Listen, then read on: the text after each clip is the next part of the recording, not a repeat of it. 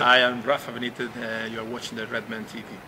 Liverpool need to go and buy at least one big name player just to lift spirits. Yeah, exactly. Absolutely. And I'm talking about the players' spirits as well. I'm talking about us. I'm just talking about me, man. Yeah, and I Fuck think the players. Yeah, and the players get paid loads of money to be happy and play football. Today, I want to. It's almost as if like what happened in our nearly winning the league has been the worst thing ever, really, because it's put us within touching distance of something that realistically was never there in the first place. Although it was, but I mean, the reality was the bigger picture. It was a one-off rather than a consistent.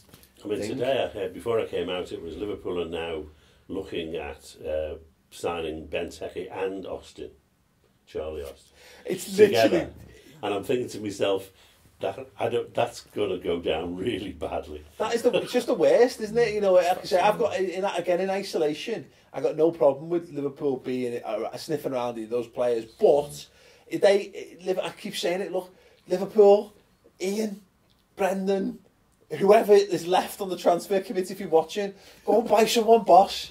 Just make us happy. Just, do you know what I mean? I don't care if they turn out to be rubbish. We can live with that. I know it'll put Liverpool financially in the toilet, but I don't care. I just want to see. Like, go back to 2000, isn't it? That's what you want. Just go back to 2007. You know, signing Torres. You know what I mean? Getting someone, signing Suarez. Getting someone who's about to would be the envy of every other club in the Premier League. It's funny actually, because I read another thing about the link with Vieto, who's a top young striker in Italy, isn't he? But he scored less goals than Ings did last season, and someone put, Vieto, wow, everyone would go nuts. And if you'd paid like 25 million for him, but then Ings is coming on a free, comes from Burnley, he's not fashionable at all, but he could be great next season for Call us. him Ingenio. Yeah, exactly. It's funny though, isn't it? But it's like, it's almost as if we're snobs and that we can't have average players or bog standard players or players that nobody else wants. We've got to have people that everybody else wants. The problem with it though is that look at our squad. And the second Daniel Sturridge got injured, it exposed the deficiencies in absolute quality we had in that squad last season. And Milner's is a top buy. I think we're going to absolutely fall in love with him when he starts playing for Liverpool. Ings is probably fine. Origi's fine, but world-class footballers hide a multitude of sins, and we don't have any world-class footballers at Liverpool Football Club. We need to go and buy one, and then everyone wants us to be buying at the top end of the table, don't they? And obviously that's dependent on money and attraction to the player as well. But after that 2007 European Cup final that we didn't win, Benitez had his walk around the city and famously then went and said, we need a top-class striker and they bought Torres. I would love Brendan Rodgers to do that. Yeah. Walk around his kitchen at all hours of the morning as he does, and then go to FSG and say, we need to buy this guy. Yeah. I hope so. And I maintain hope, because I'm stupid like that. You know what I mean? I've been beaten down this last 12 months. I've been absolutely battered, broken and bruised by this football club and as a fan, and by the wider social media world and fans of other clubs and everything that goes with it.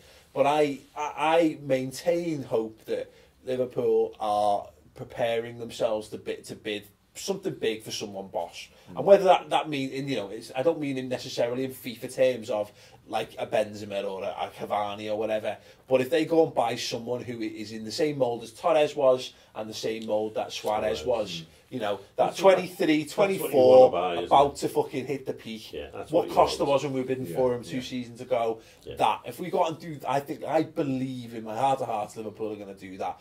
And it's whether there's one of them out there, isn't it? That's the thing. And I think, dare I say it, then that Depay was probably close to what that player was. But then obviously United jumped on him and got him, didn't he? So it's very difficult to say. You look at the bigger picture and you think to yourself, heck, we're just going nowhere at the moment. And I think, ironically, that's probably why Brendan Rodgers has kept his job, because I think Rafa, if he was in this scenario now, he would want to go and buy a Torres or whatever, but I don't think FSG would necessarily sanction it, because I think their mould is all about, let's buy potential to develop into world-class. And that's becoming frustrating, isn't it? They got their fingers burnt with Carroll, didn't they? Without a doubt. They were advised to spend 35 million on Carroll, and he wasn't even fit. And you got Damien Camoli still fucking lapping it up as a media pundit, talking about what people got to do, blah, blah, blah. He needs to fuck off. Yeah, and there's probably someone at FSG saying, well, look what United did. They bought Di Maria for £60 million, and they bought Falcao for 250 grand a week.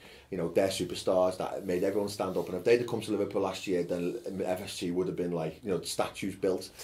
But they had no real impact on their season, did they? Well, yeah, you say that. I think Falcao definitely less. Di Maria comes across decent, as a flop, wasn't he? Yeah, he was but good, he didn't do £60 ultimately, million Man United's worth, best performances came without him. Exactly, yeah. But you know, you're absolutely right on that. So look, it's a balancing fine act, line isn't it? to be trod.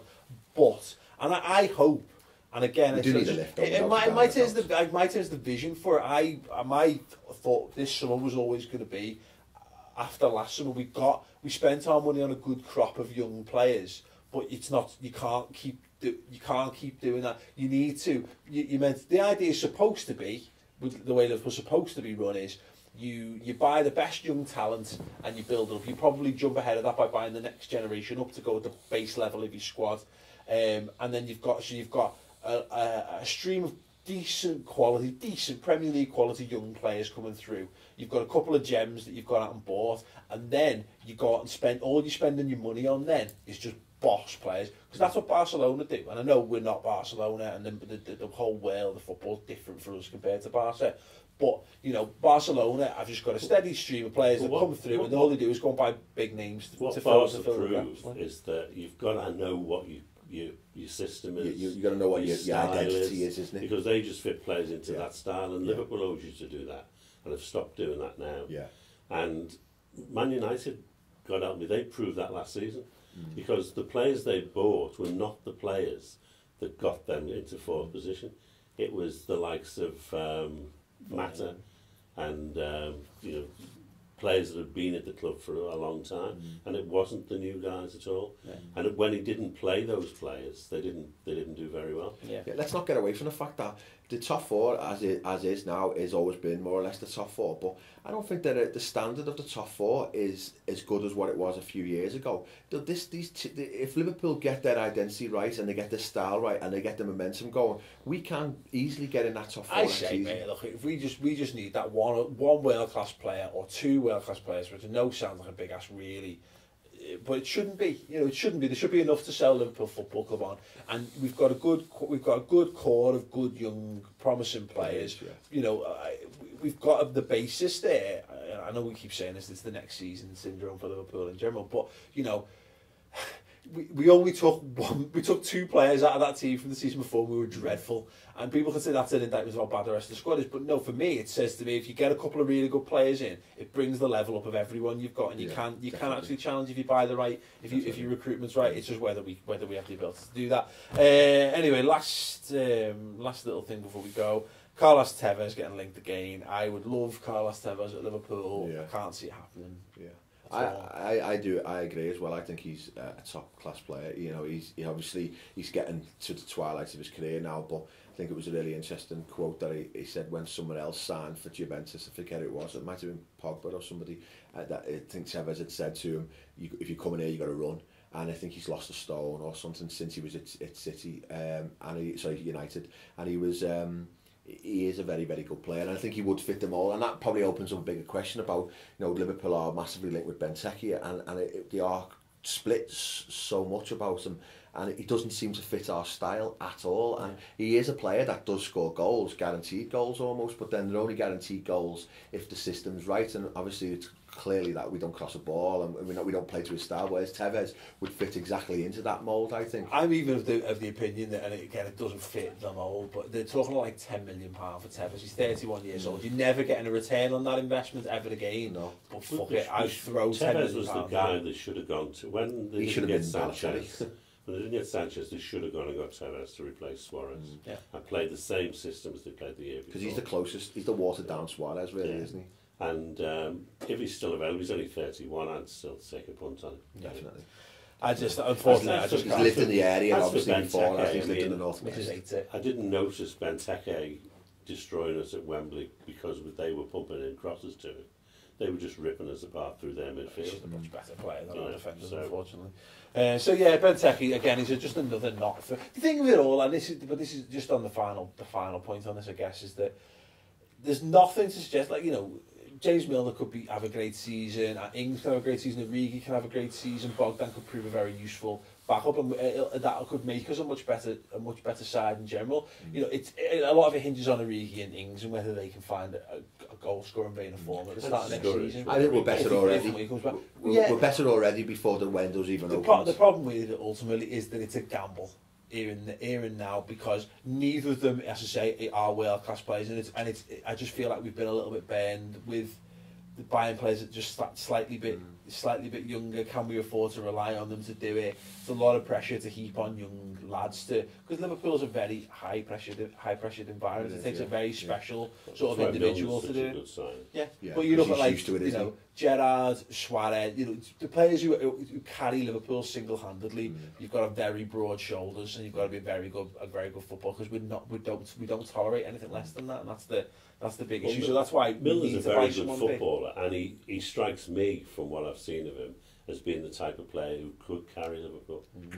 But I read some really good stuff about him, that he facilitates other quality players. I think you'll see the likes of Malane and Coutinho having a really good season with Milner behind him, because they don't have to drop so deep to go water carry for. Yeah, listen, absolutely. I think, but in terms of the goal scoring thing, right now Liverpool it's a gamble. There's not one of us here can say, and I'm almost guaranteed at home, who thinks that an injury-prone Daniel Sturridge, Divock Origi, Danny Ings, and maybe we keep one from Balotelli, Lambert, and Barini, which we probably won't, but for the sake of argument, is enough. Is going to provide the goals that we didn't have last season. Well, it's solid. It's a solid link to Benteke, and it's clearly solid link. They don't want to pay the 32 million, but they're probably looking at paying less. But the fact that they have got a fixed amount of money to buy a centre forward, that is clearly that we will get one centre forward in the transfer window. Who that is, I don't know, but we definitely will get one. So it'll be one